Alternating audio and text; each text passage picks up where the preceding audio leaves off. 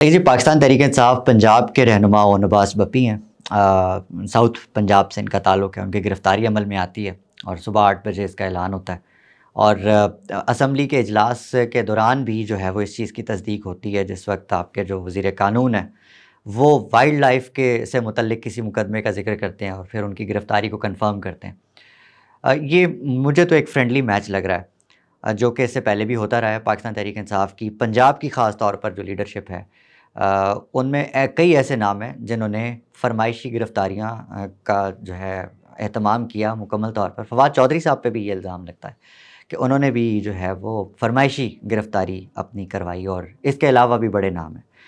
तो इसके ऊपर मैं ये बिल्कुल नहीं कहूँगा कि ये फ़रमाइशी गिरफ़्तारी है, नहीं है। मैं किसी के अगवा या गिरफ़्तारी का मज़ाक नहीं उड़ाऊँगा, लेकिन इस पे सिर्फ़ एक सवाल मैं करना चाहता हूँ कि कहा जाता है कि ओन अब्बास साहब की गिरफ़्तारी जो है वो किसी तनकीद का पेश ख़ैमा है। उन्होंने कोई पंजाब हुकूमत को बहुत बड़ा थ्रेट कर दिया। वो थ्रेट मुझे नज़र नहीं आया। Own Abbas Bappi press conferences, तकरीरें, बस घरों में दावतों पे जाने के अलावा कोई बयानबाज़ी एक्स्ट्रा भी नहीं करते।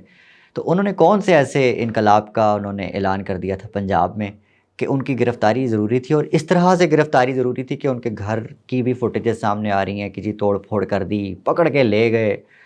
आई डोंट नो कितना बड़ा थ्रेट था ओन अब्बास भप्पी से हुकूमत को, पंजाब हुकूमत को और फेडरल गवर्नमेंट को, और इतने प्यार से उनको मुकदमा भी कर दिया उनके ऊपर। तो मुझे लगता है कि एक तरफ इसके ऊपर फिर 2 ग्रुप बन जाते हैं। ओन अब्बास ग्रुप जो है वो हमाद अज़हर ग्रुप है, जो दूसरी जानिब खड़ी हैं वो आलिया हमज़ा खड़ी हैं और जो दीगर लोग हैं जो कि उनको सपोर्ट करते हैं।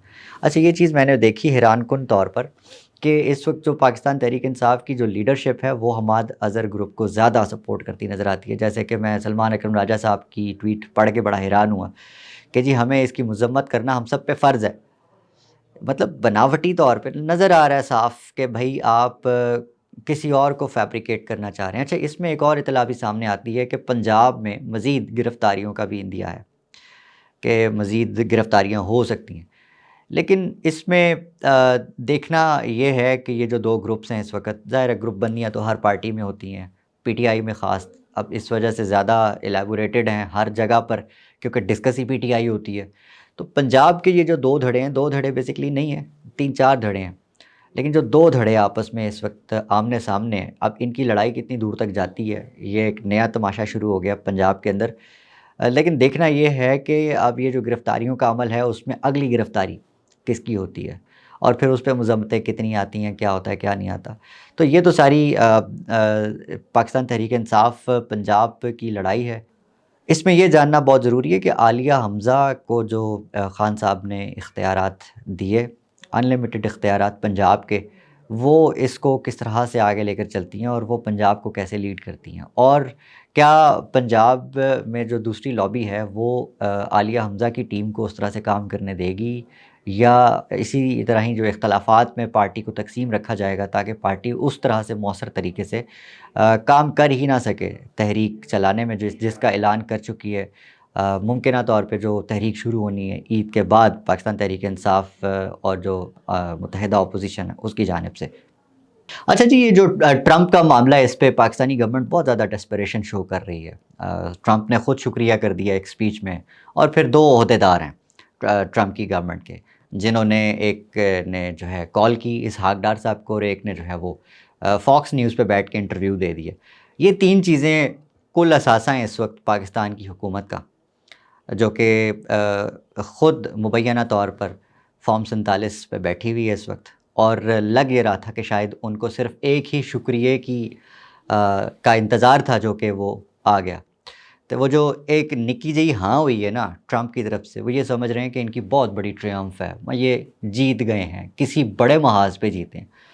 अब वो बड़ा महाज़ कुछ नहीं है, वो सिर्फ़ और सिर्फ ये है कि अब कहीं ट्रंप हमें ये ना कह दे कि जी आप इमरान ख़ान को रिहा करो, आप ह्यूमन राइट्स पाकिस्तान के अंदर कायम करो, या इस तरह की कोई ये बात जो है अभी तक समझ में नहीं आ रही कि हुकूमत इतनी डिस्पैरेट क्यों है, इतनी ज़्यादा खुश क्यों है, कि शायद अब इसहाक डार साहब का बयान भी आ गया कि जी अब तो हमारे लिए सफारती दरवाज़े खुल गए हैं, अब तो रोशनियाँ ही रोशनियाँ होंगी। तो ये समझ से बालातर है।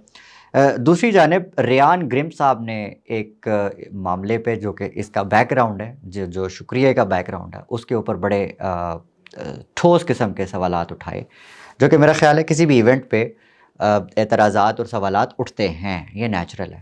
ان کا یہ دعویٰ ہے کہ پاکستان کی ملٹری اسٹیبلشمنٹ اور CIA نے مل کے جو ٹرمپ صاحب ہیں ان کو ماموں بنا دیا ہے، اور ان کا یہ بھی دعویٰ ہے کہ جو شریف صاحب ہیں جن کو حوالے کیا گیا ہے امریکہ کے، اور جن کی تصویر جو FBI کے لوگ پکڑ کر لے کر جا رہے ہوں وہ سامنے آئی، شریف صاحب جو ہیں وہ ماسٹر مائنڈ تھے ہی نہیں اس حملے کے، جس دہشت گرد حملے کا ٹرمپ نے ذکر کیا کہ اس میں میرے اتنے فوجی مارے گئے اور اتنے جو ہے وہ افغان شہری مارے گئے۔ تو اگر تو ماسٹر مائنڈ نہیں ہے تو CIA اور جو ملٹری اسٹیبلشمنٹ ہے پاکستان کی، اس کے بیچ میں ایسی کیا انڈرسٹینڈنگ تھی جو کہ شاید ٹرمپ کو بھی نہیں پتہ۔ یہ کہہ رہے ہیں ریان گرم صاحب کہ یہ بہت بڑا ہاتھ ہو گیا۔ اب اگر یہ سٹوری واقعی سچ ثابت ہوتی ہے جو کہ ریان کہہ رہے ہیں، تو پھر یہ بڑا پرابلمٹک اور ٹربلسم ایک سچویشن بننے جا رہی ہے کہ اگر تو ٹرمپ کو یہ پتہ چل جائے کہ اس کی انٹیلیجنس جو ایجنسیز ہیں وہ اب بھی اس کو ٹریپ کرنے میں یا اس کے خلاف جو ہے وہ کھیل کھیلنے میں اس کے خلاف جا رہی ہیں ابھی تک، تو ٹرمپ کا ریئیکشن کیا ہوگا؟ ریان گرم صاحب کے اس انکشاف کے بعد یہ کویشچنز مزید ریز ہوتے ہیں۔ لیکن اس میں سب سے اہم بات یہ ہے کہ پاکستان کی جو گورنمنٹ ہے اس نے کیا ایسا معاہدہ کیا؟ دیکھیں، ہر معاہدہ گیو اینڈ ٹیک پہ ہوتا ہے۔ پاکستان کی گورنمنٹ نے صرف ان کو دہشت گرد، ان کا جو مطلوب دہشت گرد تھا وہ پرووائڈ کر دیا، اور پھر اس نے بدلے میں کچھ نہیں لیا۔ یہ ممکن نہیں ہے۔ یا تو یہ خاموش معاہدہ ہے جس کا شاید آپ کو اگلے 1 مہینے میں پتہ چلے کہ ٹھیک ہے، آپ کو آدھے حصے کا تو پتہ چل گیا کہ آپ نے امریکہ کو دے دیا۔ آپ نے امریکہ سے لیا کیا؟ یا شاید آپ اتنے دباؤ میں ہیں کہ آپ نے صرف IMF کا بیل آؤٹ کروانے کے لیے آپ نے، ہزار سوال ہیں، ہزار اعتراض اٹھ سکتے ہیں۔ تو اس میں صرف اور صرف امریکہ کے ساتھ اپنے تعلقات کو ہموار کرنا از ناٹ اے ڈیل۔ اس میں عافیہ صدیقی کا بھی ایکسچینج ہو سکتا تھا، اس میں آپ کچھ اور بھی سامنے رکھ سکتے تھے، لیکن آپ نے ابھی تک اس کا کھل کر اظہار نہیں کیا، بلکہ آپ اس شکریہ کو ہی آپ چوم رہے ہیں اتنا زیادہ جو کہ ٹرمپ صاحب نے آپ کو عنایت کیا، بلکہ پھینکا ہے آپ کی جانب۔ تو this is something very concerning. Pakistan کی جو عوام ہے اس کو وہ پوچھ رہی ہے، وہ سوال کر رہی ہے، اور ان کو جواب چاہیے اس بات کے۔ ایک تصویر سامنے آتی ہے حارث رؤف جو کہ فاسٹ بالر ہیں پاکستان کے، اور کوئی اتنا اچھی پرفارمنس ان کی پچھلے کچھ عرصے میں نہیں رہی۔ ان کی ملاقات خواجہ آصف جو کہ اس وقت وزیر دفاع ہیں، اس ملاقات کی سمجھ نہیں آئی ابھی تک، وجہ سامنے نہیں آئی کہ ملاقات کیوں ہوئی، کیوں نہیں ہوئی۔ حالانکہ دونوں لوگ جو ہیں وہ اپنی اپنی فیلڈ میں بالکل الگ ہیں۔ وزیر دفاع کا کام ہے کہ اس وقت ملک میں یہ بتائے، اس بات کا جواب دے کہ پاکستان میں دہشت گردی کیوں ہو رہی ہے، اس کا سدباب کیسے کرنا ہے، کیا معاملات ہیں، کیا نہیں ہیں۔ اس پہ جہاں آپ کے ملک میں دہشت گردی بڑھ رہی ہے، آپ دیکھ رہے ہیں آئے روز بم دھماکے ہو رہے ہیں، اس وقت دوبارہ جو ہے وہ پاکستان از آن دا برنک آف ٹیررزم۔ اس ملک کا وزیر داخلہ ایک ناکام کرکٹر سے اگر مل رہا ہے، وہ کہاں کہاں بیزی ہے، وہ کن کن کاموں میں بیزی ہے، اور پھر باہر آ کے وہ جب آپ ان سے پوچھتے ہیں کہ جی کیوں ٹیررزم بڑھ رہی ہے، تو وہ سیدھا سیدھا یہ کہہ دیتے ہیں کہ جی پچھلی حکومت نے ٹیررزم جو ہے اس کا سبب بنی، کیونکہ انہوں نے ان کو ری لوکیٹ کیا۔ اور جب پوچھتے ہیں کہ جی جنرل باجوہ اس میں انوالو تھے، تو ان کہتے ہیں جی بالکل تھے۔ تو پھر پوچھنا کس نے؟ حکومت وقت نے نہیں پوچھنا، تو پھر آگے سے وہ کہتے ہیں جی آپ صحافی ہیں، آپ پوچھیں۔ یہ ہے ان کی ذمہ داریوں کو لینے کا انداز خواجہ آصف صاحب کا۔ اور دوسری طرف جو ہے وہ ملاقاتیں ہو رہی ہیں، اور پھر اس ملک میں آپ خود دیکھ لیں کہ جب کوئی پلیئر کھیل نہیں پاتا، ہم اعتراض یا تنقید اس وقت کرتے ہیں، لیکن اس کے پیچھے جو بیک دا ڈور ملاقاتیں یا اس طرح کے سیاستدانوں یا انفلوئنس جو رکھنے والے لوگ ہیں ان کے ساتھ ملاقاتیں، یہ بھی مد نظر رکھنی چاہیے، اور پھر ہمیں گیج کرنا چاہیے کہ کس پلیئر کی جو پرفارمنس ہے وہ کیا ہے۔